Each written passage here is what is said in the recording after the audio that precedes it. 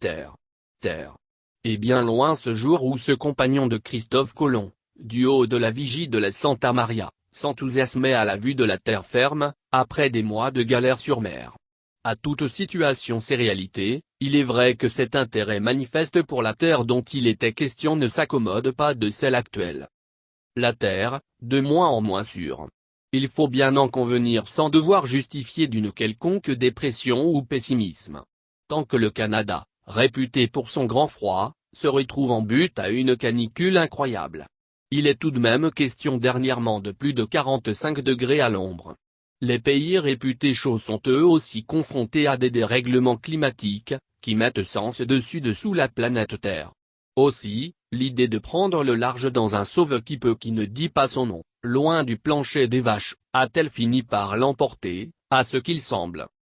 L'excentrique milliardaire britannique Richard Branson, qui n'est pas à une lubie près, a choisi de s'envoler dans l'espace pour un tourisme peu ordinaire et fort coûteux, ce dimanche 11 juillet à bord du VSS Unity de son entreprise, Virgin Galactic.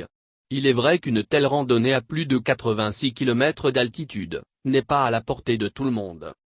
Ils sont déjà 600 clients tout de même, à la suite du milliardaire britannique, à réserver leurs billets. Heureux ceux qui peuvent s'offrir le luxe de s'éloigner de notre bonne vieille terre, grosse boule bleue grippée actuellement par un virus, qui l'a rendu, il faut l'avouer, encore plus difficile à vivre ces temps-ci.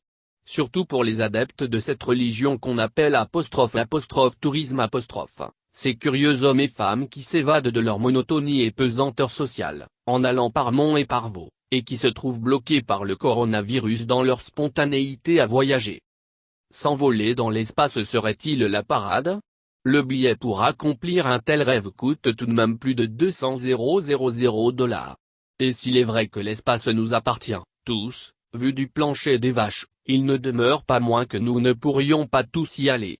Mais seuls des privilégiés dont certains ont contribué à amocher la terre, la rendre moins agréable à vivre, sans s'embarrasser pour autant de distraire des ressources qui seraient utiles à réparer tous les torts qui lui sont faits.